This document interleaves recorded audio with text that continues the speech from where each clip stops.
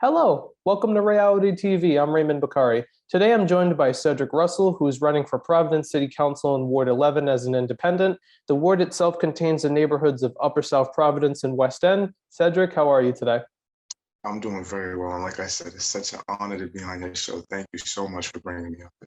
Absolutely, and it's great to have you on. My first question, it's a general one. Why do you want to be Ward 11's next city councilor?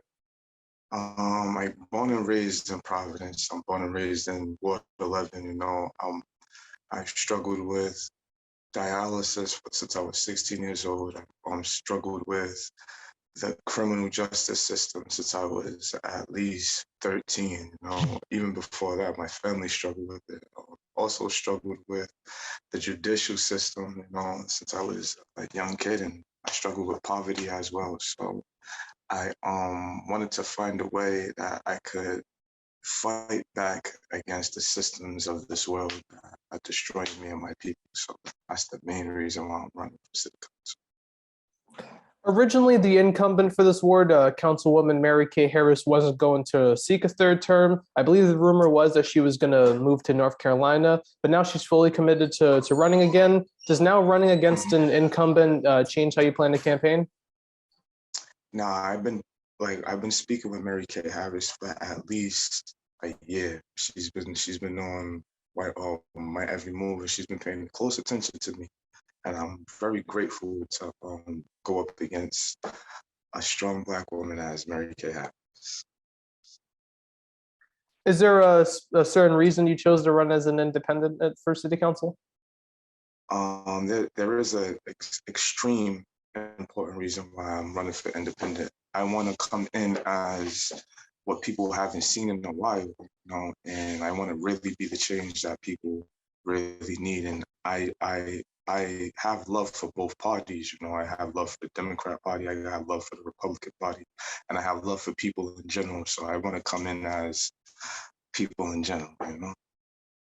There are quite a few independents running this time around as candidates are finalizing up the filing during this filing period. Moving on to some of the key issues facing the ward in the city, one of the big ones I know facing the ward is housing.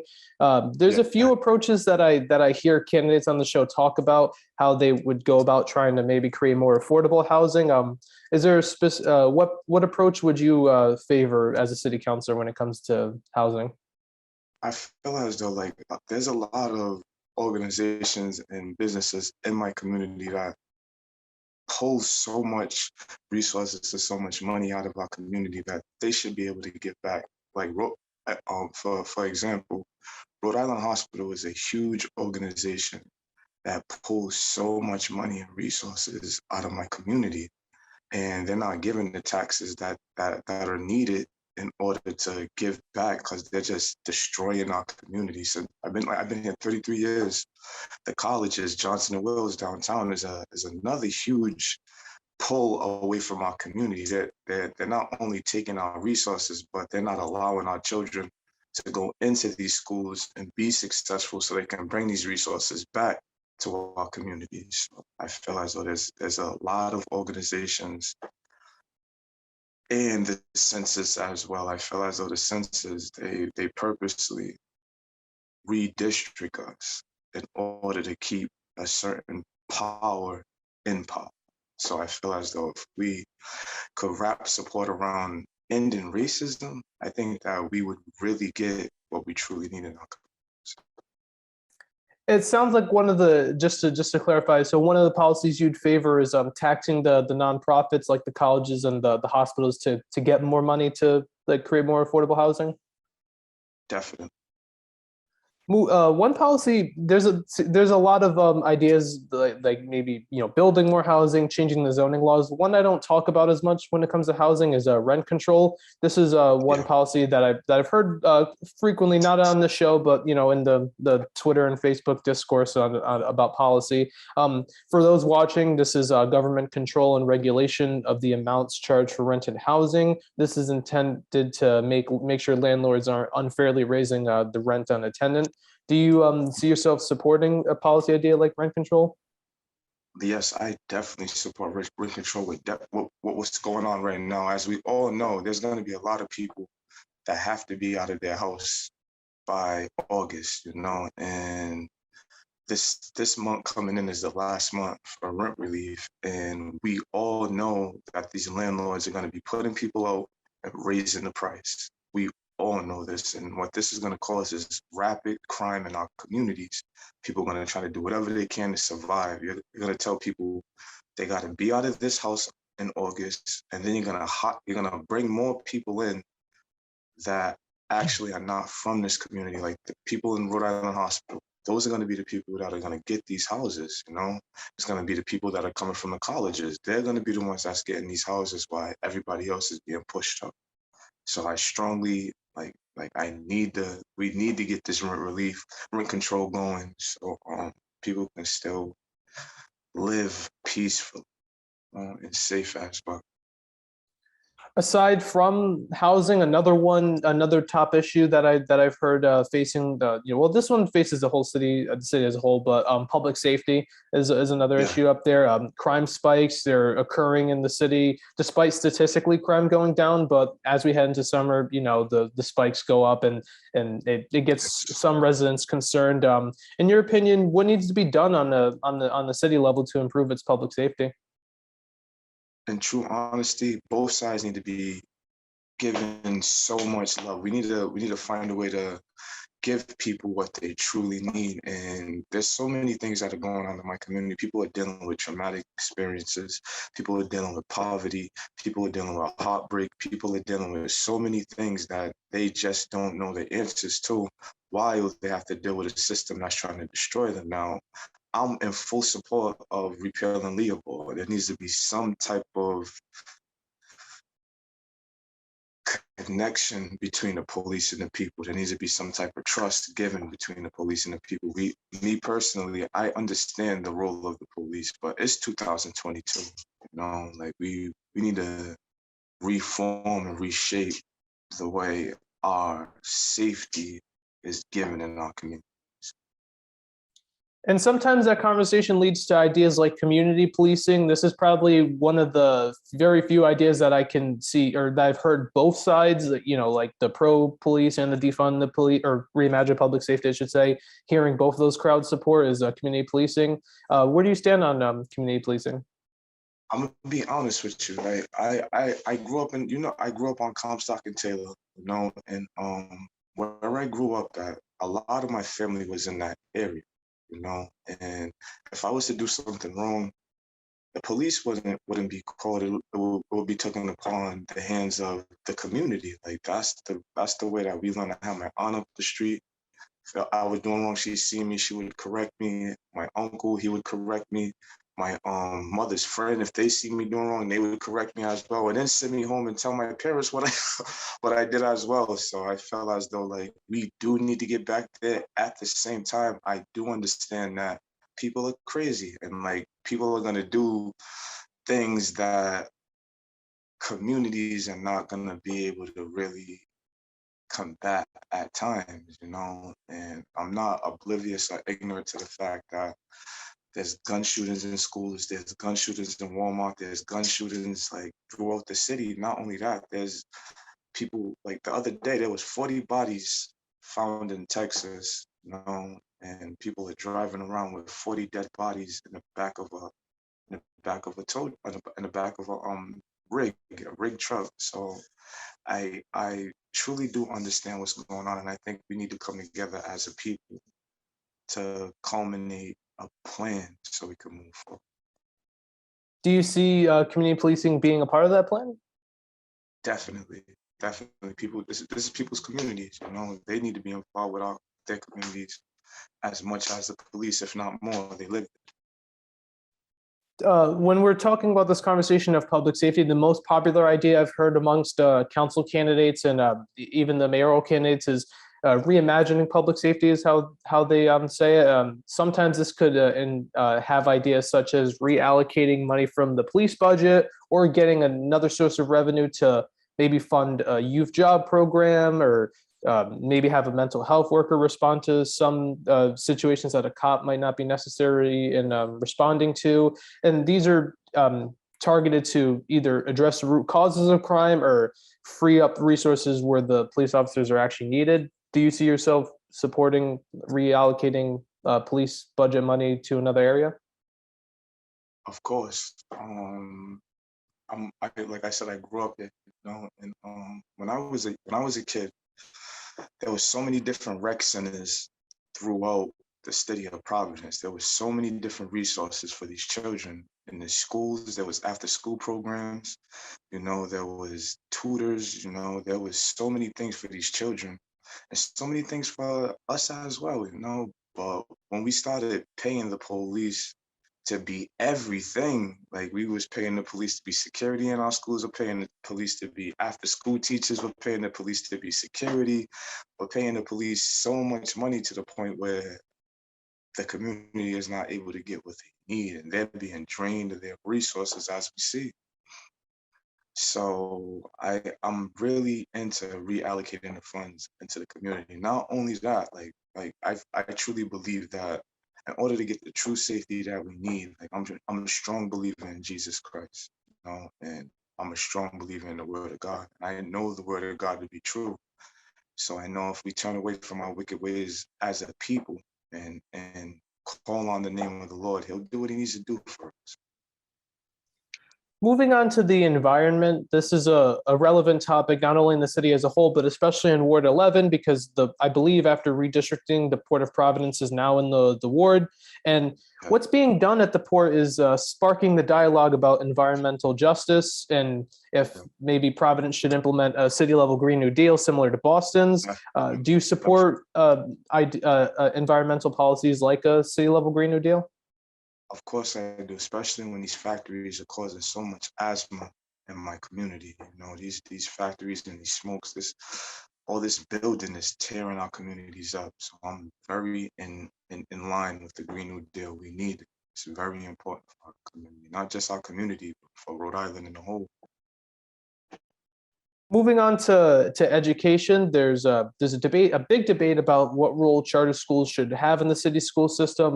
What kind of role do you believe charter schools should have in the city? I love the way charter schools ran.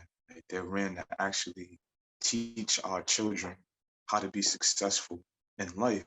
Like we all know that the regular public school system, especially for Black and brown boys, is a straight prison to pipeline system. Like it's terrible what's going on in our schools right now. And not just that fact, but the education that that my community, not just my community, but schools throughout Providence are getting, and just giving these kids whatever they feel as though they need and just sending them on their way. And I love the structure of charter schools. Like I said, they're actually building children up to be successful in our society. So I feel as though we need to expand that throughout, not just my ward, but throughout the city of Providence and Rhode Island. And the charter schools is one part of the city's education system. Like you had mentioned, there's the public school system. The public school system is currently under state control after decades of poor test scores and performances. And usually the crowd that's not so big on charter schools, they argue that charter schools would take resources away from the public schools. What are your thoughts on that? Do you see their point, or should we continue to expand the charter schools? I don't see their point because, like I said, I've been in these schools. I'm born and raised in Providence. I went to Martin Luther King in elementary school. I went to Flynn in elementary school. I went to Nathan Bishop for middle school. I went to UCAP for middle school. UCAP was an excellent school. It was one of the best schools I've ever went to.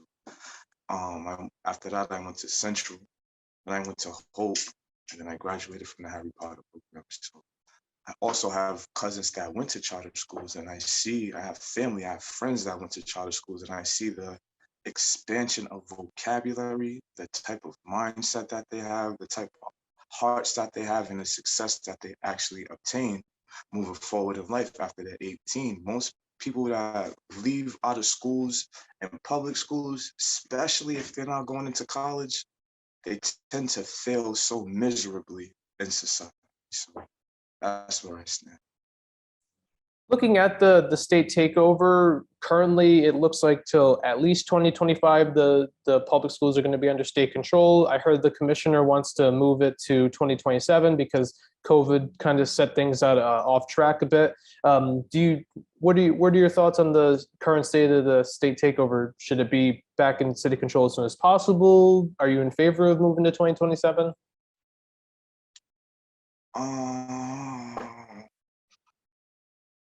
I'm neither in favor or against it because I want to see what's going on. Like I really don't have full understanding of what's going How do you feel about Davey Lopes swimming pool being reopened? on. This is how I truly feel. Like I told you, I'm born and raised in this area, and for years I've watched them funnel money through that pool. You know, like they rob our communities blind through that pool for 12 years. You know, and I've actually watched it. I've actually been in that pool. I've actually been at Davy Lopes, and if you know what Davy Lopes looked like when I was a child compared to what it looks like now, it's depleted. It's depleted so much funds out of our community. It's a shame. And I feel as though if you're really from my community, you know what's going on. And we can't keep funneling money through there and keep losing. Well, we're losing. I understand what David Lopes is trying to do. At the same time, it's been such a fail for 12 years. You know? I'm not in agreement to what they're doing. Moving on to a few shorter form questions I like to ask all the council candidates in Providence. These are some things you would have to focus on if you get elected. The first one is, do you have a certain committee you would like to be on if elected? Majority whip. I'm sorry, the audio cut out for a No, second. I'm sorry. I'm not too specific on what committee I want to be in. All at the same time, I want to be in the committee that's going to bring the most change and bring the most help to my people. So that's where I want to be. One of your first votes, if elected, would be for the new council president, because currently the council president of from Ward 7, John Agliozzi, he's term limited. Do you have anybody in mind that you would vote for council president?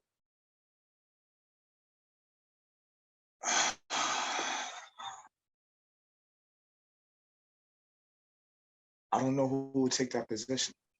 I don't know who would take that position. But if I knew who was running for it and I knew everything there was to know, I would vote. But until then, I can't make a choice. Okay. Currently, we are in a mayoral election. Oh, this is going to be decided with the September primary because there's no independents or Republicans running for mayor. There are three candidates: Gonzalo Cuervo, Brett Smiley, and City Councilwoman Nerva LaFortune. Do you plan to support any of the declared candidates for mayor? I plan on supporting Nerva LaFortune. That's what I plan on supporting. Nerva is from this community. She's a very intelligent woman. She's so smart, and she truly knows what our community needs.